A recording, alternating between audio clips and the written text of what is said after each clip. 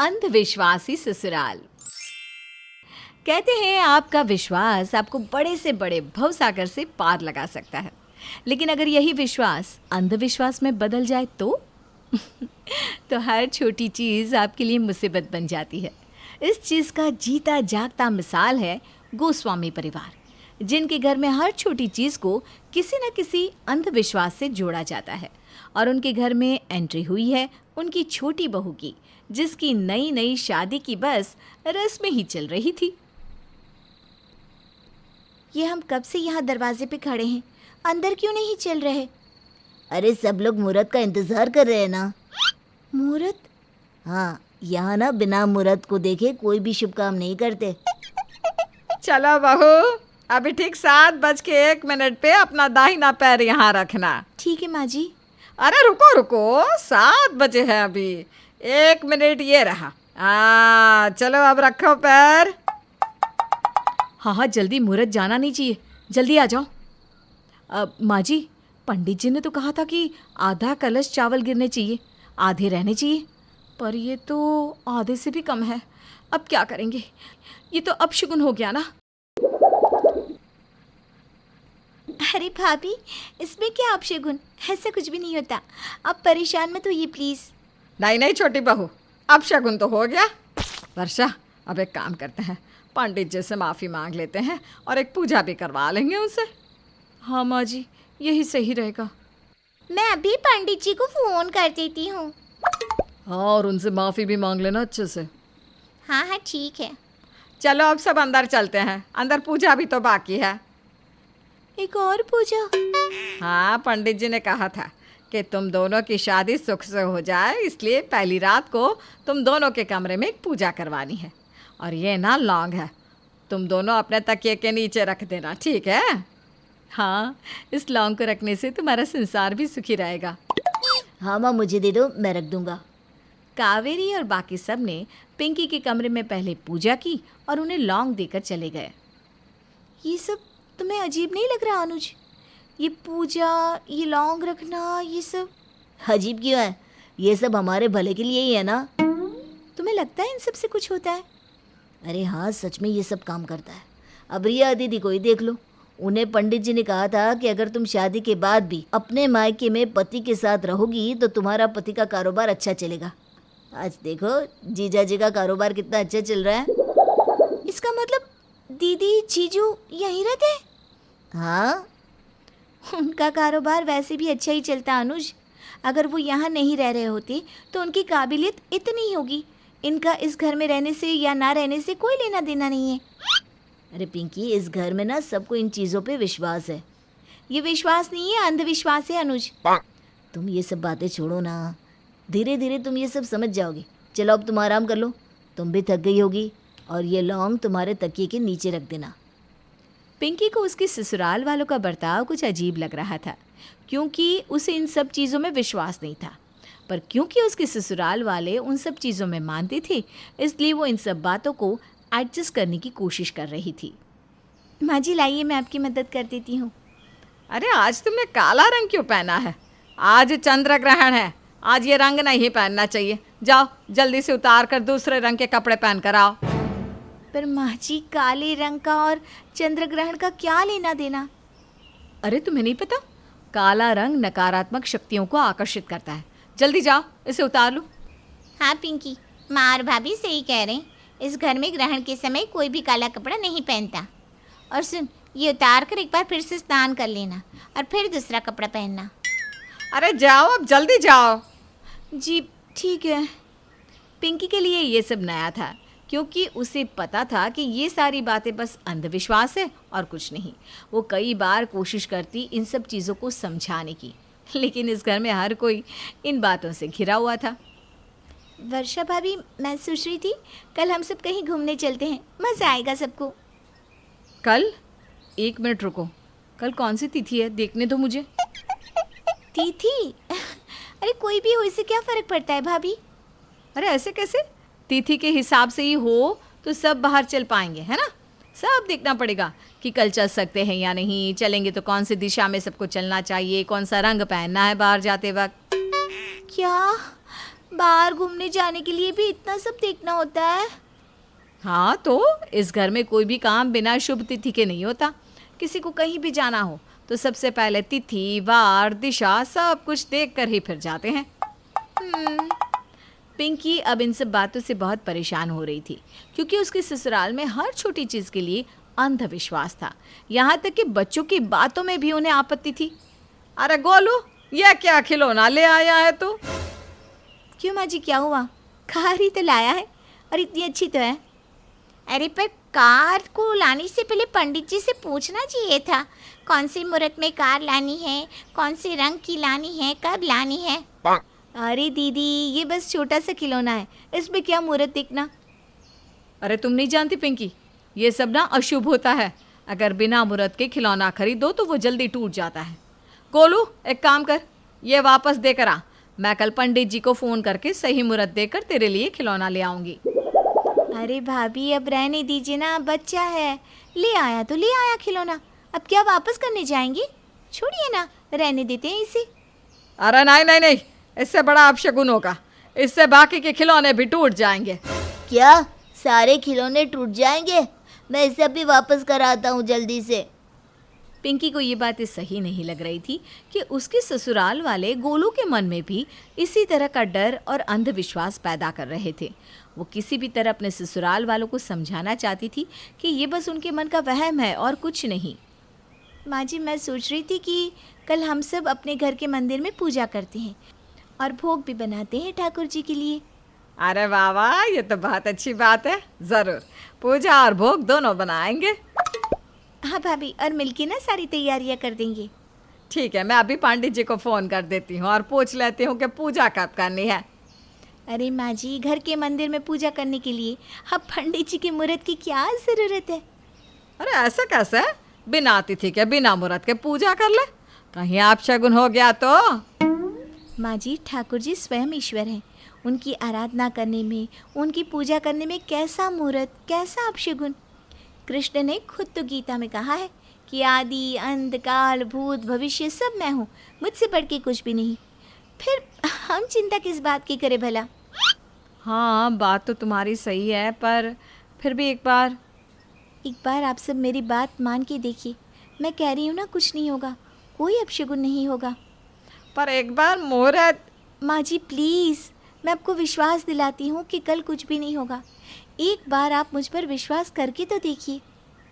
माँ, अगर पिंकी कह रही है तो एक बार विश्वास कर लेते हैं। ठीक है छोटी बहू, इतना कह रही है तो कल हम सब ठाकुर जी की पूजा भी करेंगे और भोग भी बनाएंगे। थैंक यू माँ जी, मैं आपको विश्वास दिलाती हूँ कि कुछ भी नहीं होगा, कल सब अच्छा होगा। ठीक है, तो चलो कल की तैयारियां कर लेते हैं। पिंकी ने सबको विश्वास दिलाया कि मुहूर्त और तिथि इन सब से ईश्वर की पूजा का कोई लेना देना नहीं। उसने सबसे कहा कि कल इस पूजा से कोई भी अपशगुन नहीं होगा। लेकिन कहीं ना कहीं सबके मन में अब भी हर चीज़ को लेकर शक तो था ही, और कहीं ये शक यकीन में बदल गया तो? अगर कल इस पूजा में कुछ अपशगुन हो गया तो? शायद उसके बाद पिंकी अपने ससुराल वालों को कभी इस अंधविश्वास से निकाल नहीं पाएगी। अब सब कुछ कल ठाकुर जी की पूजा पर आधार रखता है। पिंकी के लिए उसके ससुराल का बर्ताव काफ़ी अजीब था। अजीब इसलिए क्योंकि उसके ससुराल में सारे सदस्य अंधविश्वासी थे। हर छोटी बात को लेकर शगुन और अपशगुन की बातें करते रहते थे, जबकि पिंकी का इन सब बातों में कोई भी विश्वास नहीं था। उसने कई बार कोशिश की कि वो अपने ससुराल वालों को सही नज़रिया दिखा सके, लेकिन उसके ससुराल वाले किसी चीज़ को समझना ही नहीं चाहते थे। इसलिए उसने तय किया कि वो बातों से नहीं बल्कि चीज़ों को साबित करके दिखाएगी कि ऐसा कुछ भी नहीं होता। और इसकी शुरुआत उसने की ठाकुर जी की पूजा से। सब लोग आ गए ना पूजा के लिए? हाँ हाँ, सब आ गए हैं। पर मैं ये सोच रही थी बहू, तो बोले तो अब भी वक्त है, मैं पंडित जी से एक बार पूछ लेती हूँ मुहूर्त के बारे में। माँ जी, आप विश्वास रखिए, ऐसा कोई भी अपशगुन नहीं होगा। ठाकुर जी सब ठीक करेंगे, सच में। वो तो ठीक है भाभी, लेकिन इस घर में ना आज तक कोई भी काम बिना तिथि के और बिना मुहूर्त के नहीं हुआ। हाँ, सही कह रही है रिया। अगर कुछ ठाकुर जी की पूजा करें ना, हम उनके लिए भोग बनाया है और उनके रहते कोई भी अपशगुन हमें छू सकता है क्या? नहीं ना। चलिए हम लोग सब लोग पूजा शुरू करते हैं। ठीक है, चलो सब आरती शुरू करते हैं। हाँ हाँ, आ जाओ, सब लोग बैठते हैं।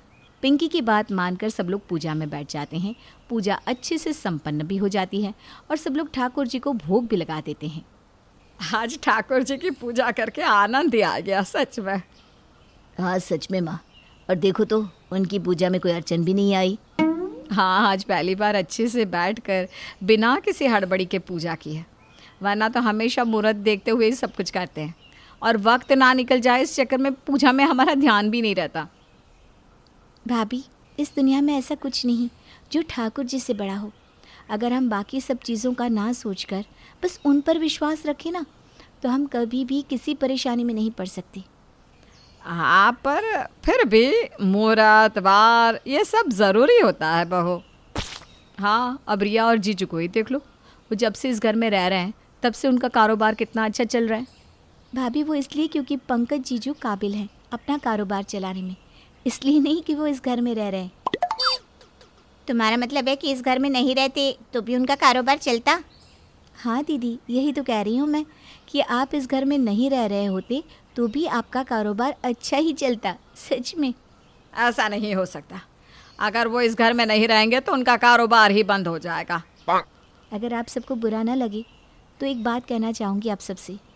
रिया दीदी और उनके पति यहाँ रहते हैं वो तो ठीक है, लेकिन कभी आपने सोचा है कि जीजू के माता पिता का क्या?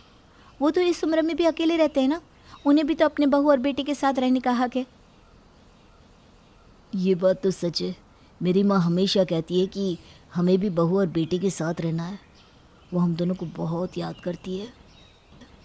ये बात तो मैं भी समझती हूँ कि हमें मेरे सास ससुर का भी ख्याल रखना चाहिए, लेकिन फिर कारोबार। दीदी, आप मेरी बात मानिए, आप अपने सास ससुर के साथ रहने चले जाइए। मेरा विश्वास कीजिए, कुछ भी नहीं होगा। ये तुम क्या कह रही हो पिंकी? अगर उनका कारोबार चौपट हो गया तो? ऐसा कुछ भी नहीं होगा, विश्वास रखिए मुझ पर। और अगर हो गया तो? ठीक है, एक काम करते हैं, आप सिर्फ 1 महीने के लिए इस घर से दूर रहिए। अगर इस 1 महीने में कुछ नहीं हुआ तो इसका मतलब ये सब आपका अंधविश्वास था, और अगर कुछ नुकसान होता है तो आप इस घर में वापस आ जाइएगा। उसके बाद मैं कुछ नहीं कहूँगी आपसे। मुझे लगता है माँ जी, हमें एक बार ये सुझाव अपना के देखना चाहिए, इससे जीजू के माता पिता भी खुश हो जाएंगे। हाँ, मुझे भी यही लगता है कि हमें एक बार तो कोशिश करनी ही चाहिए। ठीक है, अगर आपको भी यही लगता है तो फिर यही सही। हम शाम को ही आपकी माता पिता के पास चलते हैं 1 महीने के लिए। पिंकी की बात सुनकर रिया और पंकज अपने घर को लौट गए 1 महीने के लिए। अब पिंकी के लिए चुनौती थी कि वो कैसे ससुराल वालों को इस अंधविश्वास से निकाले। आपने मुझे बुलाया माँ जी, कुछ काम था? हाँ, मैं ये कह रही थी कि कल अर्जुन की दादी का श्राद्ध है, मतलब मेरी सासू माँ का श्राद्ध है, तो कल ब्राह्मणों को बुला लेना भोजन पे। ब्राह्मणों को? हाँ, 11 ब्राह्मणों को बुला लेना और उनके लिए धन, कपड़े, अनाज ये सब भी देना है, तो सबका इंतज़ाम कर लेना अच्छे से, ठीक है? जी ठीक है। कावेरी ने पिंकी को ब्राह्मणों को बुलाने को कहा था और बाकी तैयारियां भी करने को कहा था। उसने सुबह होते ही सारा भोजन अच्छे से बनाया, कपड़े, धन, अनाज सबका बंदोबस्त कर लिया। ये देखकर कावेरी बहुत खुश थी कि पिंकी ने सारा इंतज़ाम बड़े अच्छे से किया है। ब्राह्मण कब तक आएंगे पिंकी? 1 मिनट माँ जी, मैं आती हूँ। पिंकी दरवाजे के बाहर से 11 कन्याओं को लेकर आ गई, जो दिखने में काफ़ी गरीब थी। अरे पिंकी, ये कौन है सारी लड़कियाँ? हाँ, ब्राह्मण देव कहाँ है? माँ जी, आज ये सभी भोजन खाएंगी ब्राह्मणों की जगह। क्या क्या कह रही हो तुम बहू? ये ब्राह्मणों की जगह भोजन खाएंगी? इतना बड़ा अपशगुन हो जाएगा ये। अपशगुन कैसा माँ जी? ये सब ज़रूरतमंद कन्याएं हैं, आप इन्हें भोजन खिलाएंगी, इनकी थोड़ी बहुत मदद कर देंगी तो इनकी दुआ मिलेगी आपको। और ये मैं नहीं, हमारे शास्त्रों में लिखा है कि एक कन्या 100 ब्राह्मणों की समान होती है। ज़रा इन्हें देखिए तो सही माँ जी, जब मैंने इन्हें कहा कि मेरे घर भोजन के लिए चलो तो ये सब इतनी खुश हो गई कि पूछो ही मत। इन्हें अगर कुछ धन, कपड़े और अनाज मिल जाएगा तो इनके कुछ महीने कितने आराम से गुजर जाएंगे। इससे बड़ा पुण्य क्या हो सकता है माँ जी? हाँ माँ जी, पिंकी सही कह रही है। ये बच्चियाँ कितनी मासूम हैं और लगता है भूखी भी हैं। ये भोजन खाएंगी तो दादी जी की आत्मा प्रसन्न हो जाएगी। ठीक है, खिला दो इन कन्याओं को भोजन। आओ बच्चिया, सब बैठो यहाँ। पिंकी के कहने पर आज पहली बार बिना अपशगुन का सोचे उसके ससुराल में कुछ पुण्य का काम हुआ था। यह देखकर पिंकी काफ़ी खुश थी, लेकिन अब भी उसके ससुराल में मुहूर्त और तिथि इन सब चीज़ों को लेकर काफ़ी अंधविश्वास था। पिंकी को समझ में नहीं आ रहा था कि वो उसे दूर करे कैसे। अरे सब लोग यहाँ आ जाओ, कुछ बात करनी है सबसे। क्या हुआ जी, बहुत खुश लग रहे हैं आप आज। अरे दोनों भाई आज एक साथ बाहर से आ रहे हो, क्या बात है? हाँ माँ, बात तो है कुछ। हाँ, बताइए भी क्या बात है। भैया और मैं मिलके एक और ऑफिस खोल रहे हैं। अरे वाह, ये तो बहुत खुशी की बात है, सच में बधाई हो। और हम सोच रहे हैं कि 2 दिन बाद ही नए ऑफिस का उद्घाटन कर दें। हाँ हाँ, क्यों नहीं, मैं अभी पंडित जी से मुहूर्त का पूछ लेती हूँ। हाँ माँ जी, आप पूछ लीजिए, तो हम उस तिथि में उसी मुहूर्त में सब कुछ करेंगे। कावेरी ने पंडित जी से सब कुछ अच्छे से पूछ लिया और सब ने उसी हिसाब से नए ऑफिस का उद्घाटन करने की तैयारियां कर ली थी। अरे किसका फ़ोन है पिंकी बहू? माँ जी, पंडित जी का फ़ोन था, उन्होंने मुहूर्त का समय बदल दिया है। अब सुबह की जगह शाम को उद्घाटन करना है। अरे ठीक है, अगर उन्होंने कहा है तो यही करेंगे। वक्त बदलने के बाद सब ने शाम को नए ऑफिस का उद्घाटन किया। अरे ये क्या है पिंकी? ये ठाकुर जी की तस्वीर है, ये आपके ऑफिस में होगी तो ऑफिस और ज़्यादा अच्छे से चलेगी। Thank you sir. क्या हुआ भैया? अरे छोटे, हमें बहुत बड़ा प्रोजेक्ट मिल गया है। देखा, सही मुहूर्त पे काम करने का नतीजा। माँ जी, मुझे आप सबसे कुछ कहना है। मैंने आपसे झूठ कहा था कि पंडित जी ने मुहूर्त बदल दिया है। मुहूर्त सुबह का ही था, लेकिन मुझे आप सबको दिखाना था कि ये सब अंधविश्वास है बस। अगर हम ईश्वर में विश्वास रखते हैं तो ये मुहूर्त, तिथि, अपशगुन हमारा कुछ भी नहीं बिगाड़ सकता। हाँ माँ जी, मुझे भी लगता है पिंकी सही कह रही है। हम आज तक बस इस अंधविश्वास में ही जी रहे थे और घुट घुट के जी रहे थे। अब हमें भी अपनी आंखें खोल लेनी चाहिए।